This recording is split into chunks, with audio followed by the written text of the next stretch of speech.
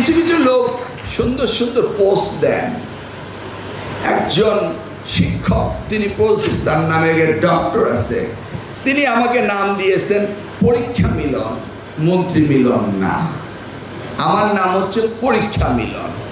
Doctor সাহেব, আপনি যে পিএইচডি করেছেন বিনা পরীক্ষা কি করেছেন?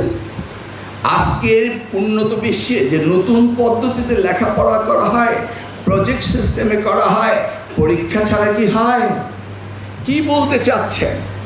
শিক্ষার মান উন্নয়ন করতেই হবে, কিন্তু পরীক্ষা পেতে রেখে পরীক্ষা ছাড়া কি সার্টিফিকেট হয়? আমি আজকালকার দিনে দেখতে পাচ্ছি অনেক গুণীজনে এমন সব মন্তব্য করেন বিভ্রান্তকর, মাঝে মাঝে ভাবতে ইচ্ছে হয় যে আসলে বাংলাদেশে এত বেশি পিএইচডি হয়েছে, সেই পিএইচডিগুলো আমাদের খতিয়ে দেখতে হবে। বুঝতে পেরেছেন তো?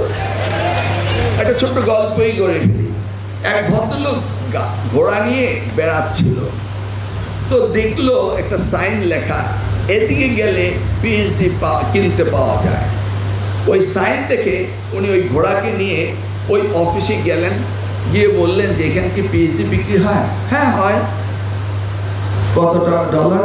$10,000। তো ঠিক আছে, আপনার নাম রেজিস্ট্রেশন ফিল আপ করে দেন। নাম রেজিস্ট্রেশন ফিল আপ করে দিল, কতক্ষণ পরেই একটা পিএইচডি সার্টিফিকেট দিয়ে দিল। ভদ্রলোক খুব খুশি হয়ে গেল, পিএইচডি সার্টিফিকেট পেয়ে গেলেন $10,000। তিনি সেই পিএইচডি সার্টিফিকেট নিয়ে খুব খুশিতে ফেরত আসছেন। হঠাৎ করে চিন্তা করলেন, বিকালবেলা ঘোড়া নিয়ে বেড়াতে বেরিয়েছিলাম, ওই ঘোড়ার কারণেই তো আমি পিএইচডিটা পেলাম। ঘোড়াটা না থাকলে আমি ঘুরতেও যেতাম না, পিএইচডিটা পেতাম না। উনি খুব নিজেকে রিগ্রেট ফিল করলেন, অনুশোচনা করলেন, করে ভাবলেন যে না, আমার ঘোড়াকে একটা পিএইচডি দেওয়া দরকার। উনি আবার ঘোড়াটা ঘুরিয়ে সেখানে গেলেন, গিয়ে বললেন, এই নেন $10,000, এই নেন আমার ঘোড়ার আইডি, আমার ঘোড়াকে একটা পিএইচডি দেন।